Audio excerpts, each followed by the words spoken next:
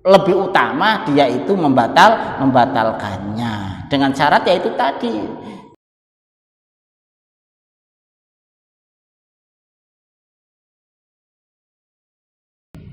Bi alam yakum minal ayyamil latina anisyami fiha. Ini poso ini dalam puasa yang wajib. Kalau dalam puasa yang sunnah, semisal dia puasa yaumul tasrek, yaumul idin, wah gaya puasa tidak boleh. Karena apa? Makanya harus mengetahui di mana hari itu boleh melakukan puasa. Surutu wujubus shaum, syarat, beberapa syarat wajib kila poso. Aida tawaffarat hadis surutu wajibas shaum, ketika terpenuhi kila pira-pira syarat wajibas shaum wa ya khamsatun. Al-Islam, yang pertama al-Islam. Fala yukhatabu bil kafir fid dunya, maka kewajiban puasa itu tidak diwajibkan atas orang-orang kafir. Maka ya ayyuhalladzina amanu, perintah itu bukan ya ayyuhalladzina, bukan, tapi ya ayyuhal, dikhususkan orang-orang yang beriman.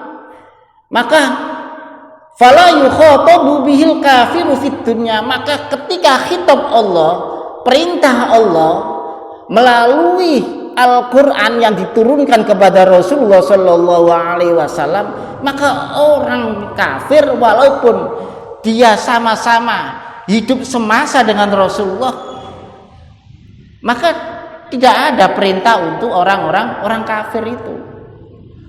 Maka khusus perintah itu adalah untuk orang-orang Islam. Fala yukhatabu bil kafiru fid dunya. Wa amal murtadu fayajibu alaihil qadha. Kalau memang orang itu murtad, jadi murtad itu Islam keluar. Kalau kafir memang dari awal dia sudah kafir. Dari awal memang orang itu kafir. Kalau murtad orang itu sudah muslim, keluar dari keislamannya. Wa amal murtadu fayajibu alaihil qadha. Maka nek wong iku wong murtad, mongko wajib qadha dalam poso. Bukan poso tok mestinya. Wong murtad iku dalam ibadah-ibadah yang wajib mengqadainya. Kenapa diberatkan seperti itu? Supaya tidak dibuat main-main. Di dalam ketetapan iman tersebut tidak dibuat main-main. Kalau agama itu dibuat mainan, dibuat ikut politik dan yang lainnya, maka bahaya nantinya. Semisal nanti ketika tertangkap perang, kamu muslim, enggak kan gitu semisal. Jadi keteguhan agama itu adalah tidak boleh dibuat mainan, tidak boleh dibuat mainan. Wa amal murtadu fajibu alil qada'i daraja ilal islami taghlidun alaihi, karena untuk memperberat di dalam orang yang murtad. Jadi nek posone dikon ngodo, salate dikon ngodo. Jadi nek melamun sampai mati, ya nang kono iku ya ora dipendhem ya ora apa-apa ngoten. At-taklif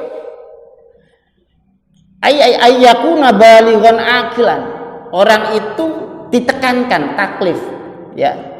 Diwajibkan ayyakuna balighan aqilan. Wong sing wis balik. Sing wis balik itu ketentuan dengan adanya umur. Dengan batasan minimal orang itu masuk di dalam umur itu adalah balik. Tamyiz itu adalah mendekati balik. Balik itu kalau memang istilah fikihnya itu tak pernah ngimpi kan ngoten. Tapi tidak selamanya orang itu bermimpi. Ono sing balik itu batasan umur saja juga ada.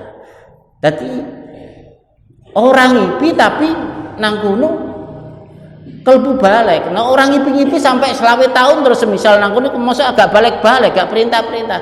Jadi ketika kebiasaan itu semisal umur 11 tahun, 12 tahun itu dia bermimpi kok tidak bermimpi melebihi dari itu, maka secara otomatis mengikuti tahun. Bukan ngenteni ngimpi kan ngoten. Bukan ngenteni ngimpi. Nek wong wedok jelas kelihatan. Yaitu ketika dia haid maka dia itu balik. tapi tidak semuanya wong wedok itu kan haid. Ada yang tidak pernah haid juga ada kan ngoten. Tapi dicari garis umumnya saja, secara umum bagaimana. Wa ammas sabiyu anapun utai bocah cilik fayajibu ala wali amrihi ay ya'muru bisawmi lisab'i sinina wa yadribuhu. Wa ammas sabiyu adapun anak kecil sing sik TK nggih, sik kelas 1 ya dan yang lainnya sampai kelas 2, kelas 3, fayajibu ala wali amri ay ya'muru bisawm lisab isinina, sampai ketika dia menginjak umur 7 tahun, maka inilah perintah untuk diperintahkan puasa walaupun belum wajib, tapi untuk mengajari supaya mempunyai kebiasaan di dalam mengikuti puasa. Engko nek ketelaten angel. Jadi walaupun umur 7 tahun puasane zuhur utawa asar bertahap tidak masalah, mboten masalah karena belum ada kewajiban, hanya sebagai sesuatu yang membiasakan supaya nantinya ketika dia balik sudah terbiasa dengan adanya melakukan puasa. Wa yadribu idza tarakahu li asri sinina, wong tuwa oleh mukul oleh nazir nanggone anake sing umur 10 tahun. 10 tahun nek rumiyin pun ageng, nek sakniki 10 tahun ya lumayan. 10 tahun gak gelem poso boleh dipukul, tapi memukulnya ndak boleh membahayakan.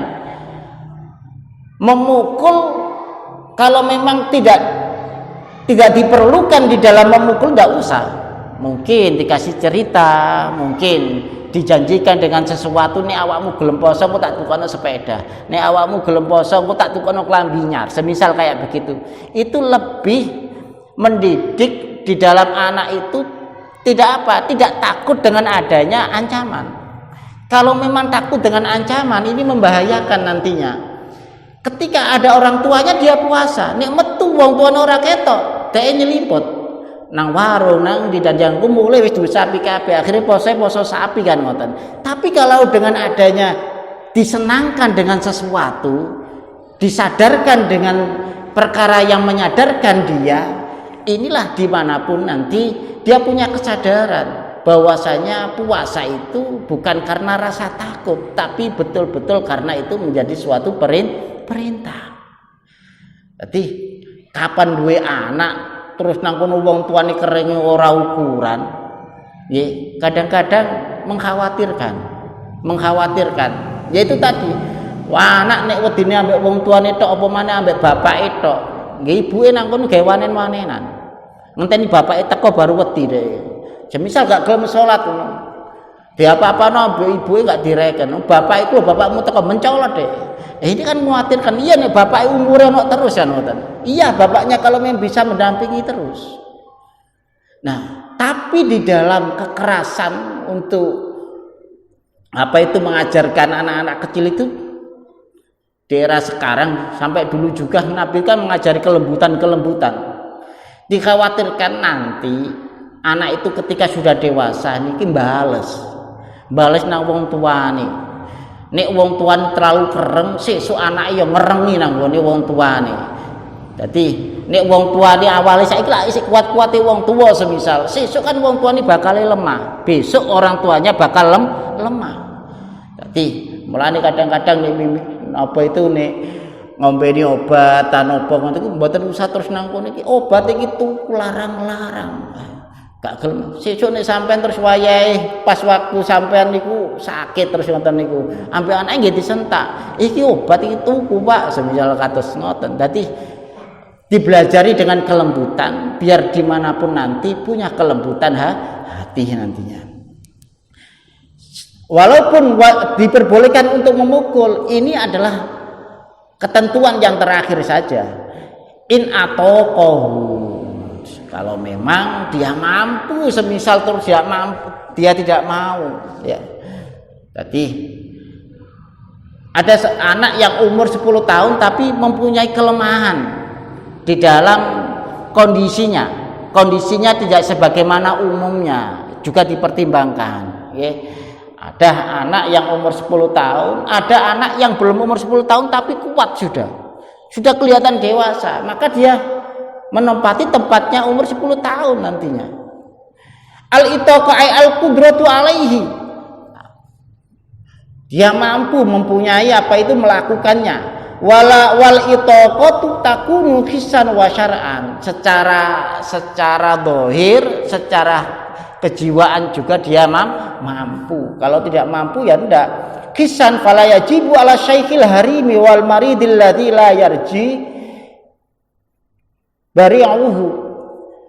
Hissan nggih, itu tidak diwajibkan kanggone wong sing nang kono itu senajan umure sudah lebih, umur 70 itu kadang-kadang wong tua itu kan wallahu ja'alakum min ba'di kuwatin dha'fa wa syaiba kan ngoten. Setelah kuat menjadi lemah. Berarti orang tua itu ketika awalnya lemah, kuat, lemah kan ngoten. Jadi itu urutnya seperti itu. Dia umurnya sudah ada, tapi dia tidak mampu, ya. Karena apa? Karena sakitnya itu sebagaimana penyakit pikun. Jadi wayahe poso mangan, kadang-kadang jaluk ngombe dan yang lainnya, lali nih poso iku al-haram kan pikun. Diarani nang kono gurung buka lho. Aku mau gurung buka semisal padahal sudah buka kan ngoten. Jadi wong apa itu pikune nang kono itu ya karena penyakit ngoten. Mulane kadang-kadang sing akeh oleh maca Quran iku kata-kataipun nggih selamat saking pikun ngoten. Sing kathah-kathah oleh tafakur nggone pangeran kelawan akalnya nggih, tafakur melihat apapun ya itu biasanya dijaga dari sifat pikun. Kadang pikun itu kadang-kadang nggih isin-isin, kadang teko kamar mandi ngoten wis mboten duwe isin karena lali nek gak klamben, lari gak sarungan ngoten nggih. Kadang munggah masjid ngoten lali sak sandale. Lah wong wis pikun nggih napa malih. Kadang-kadang omahe mestine arah mriku akhirnya alai sebalik, akhirnya tadi gelek-gelekan. Jadi al-haram wal maridil ladzi la yarji bari'uhu, loro sing ora ana harapan warase. Dadi loro sing ora ana harapan warase iku loro sing napa? Ya loro tuwuh niku lah. Loro tuwuh niku kan kondisinya memang tua. Jadi tidak bisa diharapkan kesembuhannya. Syar'an fala yajibu 'alal khaidi wan nufasa. Jadi ini secara senajan umure wis ana, dhek punya kekuatan, wong khaid iku sajane sik kuat, tapi Allah memberikan perintah itu tidak membebani. Khaid kalau memang pertama itu kan menyakitkan. Banyak yang lemah, kadang-kadang tidak bisa bangun sama sekali, sehari tidur. Allah memperhitungkan seperti itu. Khaid dan nifas senajan umure ana, kadang-kadang ada yang kuat di dalam melakukan puasa, tapi tidak diperintahkan secara syariatnya seperti itu. As-sihhata fala yajibu 'alal marid. Sihah sehat maka tidak diwajibkan bagi mereka yang sakit apapun, tiba-tiba terus nangkuniku wetenge mules atau nangkuniku sakit yang sekiranya segera apa itu kalau tidak ditangani membahayakan. Jadi maka diperbolehkan untuk tidak berpuasa. Wa dhabitul maridi al-mubihi lil fitri. Garisan sakit sing diperbolehkan untuk berbuka walladzi yukhafu minhu al-halaku au ta'akhkhuru syifai au ziyadatul marad. Alladzi yukhafu, yaitu sakit yang mengkhawatirkan kalau memang dia berpuasa tambah nemen oleh roro. Tadi semisal awalnya cuma nangkun itu sakitnya weteng tok, dikongkon puasa tambah nangkun itu semisal, walaupun mestinya puasa itu menyebabkan apa itu menjadikan orang itu semakin sehat, tapi tidak orang yang sakit. Nonton nggih, sudah kondisi yang sakit maka harus membutuhkan perawatan dan perhatian. Au ta'akhuru syifa'i au ziyadatil marid, utawa tambah nangkun dienggo poso ora waras. bukan secara kebiasaan, tapi harus melalui pengamatan dokter yang ahlinya. Tidak boleh diputusi sendiri, tapi dengan pengamatan seorang yang ahli di dalam itu. Jadi orang-orang yang mempunyai sakit diabetes, sakit darah tinggi, lumpuh dan yang lainnya, maka harus konsultasi dulu dengan dokter. Boleh enggak? Karena apa? Orang-orang yang tergantung dengan sakit diabetes itu kan enggak bisa sembuh, rata-rata kan enggak bisa sembuh. Jadi tergantungan dengan obat sehari berapa kali dan yang lainnya. Makanya juga harus 3 kali. Maka ketika orang sedang sakit seperti itu, maka harus konsultasi dulu dengan dokter ketika melakukan puasa. Membahayakan apa enggak? Maka harus mengikuti yang ahli di dalam itu semuanya. Nah, minum obat itu kan 3 kali, diganti kapan saja itu nanti secara ini ya mengikuti dokter semuanya. Makanya 3 kali itu ya harus senajan kuat mek ping pindho.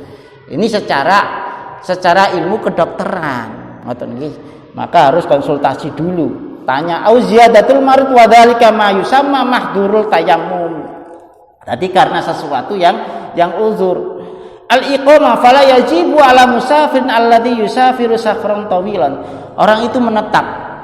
Kalau memang orang itu bepergian, al-musafir alladhi yusafiru safaran tawilan, yaitu bepergian yang memperbolehkan qashar. Jarak minimal itu adalah 82 kilo. Ada yang mengatakan 100, ada yang mengatakan 90. Jadi beberapa ulama di dalam batasan bepergian yang boleh qashar itu minimal 82. Ya, minimal 82 itu adalah Malang, Surabaya itu sudah boleh. Kalau Sidoarjo masih belum jam. Ya, hitungan kan perbatasan kotanya, bukan kemana. Jadi kalau dari Malang Selatan sana sampai ke Singosari mestinya ya sudah boleh. Wong jarak tempuhnya 2 jam, perjalanan juga lebih dari berapa itu yang selatan sendiri itu kan perjalanannya juga jaraknya juga lebih. Tapi bahwasanya perbatasan desa itu menjadi perbatasan. Apa itu kalau memang sholat ketika mau bepergian untuk qashar, maka sebelum waktu sampai apa itu waktunya, semisal berangkat sebelum duhur jam 11, ketika masuk perbatasan antara kabupaten dan kota, keluar dulu. PLN itu kan sudah masuk kabupaten. Nah, maka di situ kok belum azan, maka diperbolehkan untuk qashar. Ya, tapi kalau dia bepergian beliau itu di tengah-tengah kota kan sudah azan, maka hanya boleh jamak saja. Hanya boleh jamak saja, tidak boleh qashar. Tapi boleh dijamak, tapi tidak boleh qashar. Jadi makanya kalau pergi dari manapun nanti transitnya di Masjid PLN, sholat di situ, menjadi perbatasan.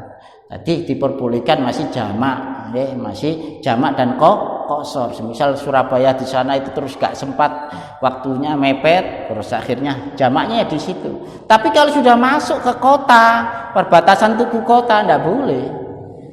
Maka hitungan apa itu jarak itu dihitung dari perbatasannya. Nah, kalau tidak tahu perbatasannya dikira-kirakan saja. Kalau mengikuti kilometer dari kendaraan, ya kadang-kadang sak Malang saja boleh qashar, ngoten lho nggih. Karena apa? Mubeng-mubeng kemawon. Batu terus ini kan mubeng-mubeng. Tidak mengikuti berapa ditempuh itu, tapi jarak secara umum kalau diukur bahwasanya secara umumnya kilometernya adalah jumlahnya minimal 82. Mubahan di dalam bepergiannya itu mubah, pergi yang tidak maksiat, ya. Wa istaratu li jawazil fitri fi safari ay yusafiru qabla tulu'il fajri. Boleh tidak berpuasa tapi bepergiannya di situ sebelum tulu. Jadi sebelum waktu imsak dia pergi sudah keluar dari perbatasan kota. Semisal sampai jam 3 sudah pergi, ya, pergi meninggalkan kota Malang mau ke Tuban atau mana, diperbolehkan tidak berpuasa. Tapi kalau perginya itu adalah setelah tulu, dari jam 8 pergi dah, maka ini tidak masuk dalam bahasan. Diperbolehkannya itu adalah qabla tulu ay yusafir qabla tulu'il fajri li jawazil fitri fi safari. Diperbolehkan di dalam bepergian itu membatalkannya kalau memang bepergiannya sebelum waktu puasa itu. Jadi waktu puasa kan imsaknya itu kan sudah mulai masuk kan. Kadang-kadang salah kaprah di dalam masyarakat itu, yang penting kalau sudah pergi maka diperbolehkan membatalkannya. Padahal tidak, persyaratan membatalkannya puasa itu ketika perginya itu sebelum waktu di mana puasa. Nah, kalau memang sudah tuluk, sudah jam subuh, ya tidak boleh. Wal afdalu shaumi lil musafiri, utawi kang luwih utama as-shaumu lil musafiri. Luwih utama iku poso kanggo wong sing musafir. Nek kuat, ilam yasyqa alaihi, kalau memang tidak memberatkan. Kalau dulu perjalanan darat itu kan resikonya apa itu banyak, terus masyakotnya juga banyak. Jadi kendaraan pergi itu kendaraan tidak bisa dinaiki untuk bawa barang saja, orangnya nuntun, maka masyakotnya seperti itu, terjadi sesuatu yang berat. Nah sekarang ini kan apa itu, senajan pergi ini nanggone Jogja atau mana, tinggal merem toh. Nah perjalanan ini kadang-kadang hanya berapa jam, dia kadang-kadang ukurannya wong sakti. Berarti awakmu kok sakti? Iya sakti nih. Dah wong awakmu merem iku wis teko Jogja lho. Merem tok melek wis teko Jogja. Ya kadang merem wis teko Jakarta. Niku wong biasane munggah mobil terus merem. Dadi ukuran wong sakti saiki ku wong sakniki niki. Dadi merem tok mawon pun teko Jogja. Fa in syaqqa fal fitru afdal. Kalau memang di dalam apa itu pepergiannya itu dia masyakot, ada sesuatu yang membahayakan pada dirinya nantinya, maka diperbolehkanlah ya. Maka lebih utama dia itu membatalkannya dengan syarat yaitu tadi perginya itu sebelum waktunya. Arkanus shaum isnani, rukunnya puasa itu ada dua. Ar-ruknul awal niyatu sawa'un kana fardhan am naflan. Yang pertama itu adalah niat, baik itu puasa wajib atau puasa sunnah. Niat untuk puasa itu harus. Liqaulin Nabi sallallahu alaihi wasallam, innamal a'malu binniyat wa tajibu an-niyatu likulli yaumin. Al-farqu bainan niyatis shaumil fardi wa niyatis shaumin nafli. Wallahu a'lam bishawab. Al-Fatihah. A'udzubillahi minasyaitonir rajim. Bismillahirrahmanirrahim. Alhamdulillahirabbil alamin arrahmanir rahim. Shiratal ladzina an'amta 'alaihim ghairil maghdubi 'alaihim waladdallin. Bismillahirrahmanirrahim. Allahumma shalli ala sayyidina Muhammad wa ala ali sayyidina Muhammad. Allahumma nas'aluka bi jahi sayyidina Muhammadin sallallahu alaihi wasallam ighfir lana dhunubana wa li walidina wa li jami'i shaykhina wa masyayikhina wa ustadina wa muallimina. Allahumma ij'alna wa auladana wa dhurriyyatana wa talamidana wa jami'i man hadara fi majlisina hadha min ahli al-ilmi wa ahli al-khair, min ahli al-ilmi wa ahli al-khair, min ahli al-ilmi wa ahli al-khair wa ahli at-tuqah wa ahli ibadika as-salihin al-amilina bi jami'i ulumihim bi jahi sayyidina Muhammadin sallallahu alaihi wasallam. Alhamdulillahi rabbil alamin. Al-Fatihah. Billahi minasyaitonir rajim. Bismillahirrahmanirrahim. Shiratal ladzina an'amta 'alaihim ghairil maghdubi 'alaihim waladdallin. Assalamualaikum warahmatullahi wabarakatuh.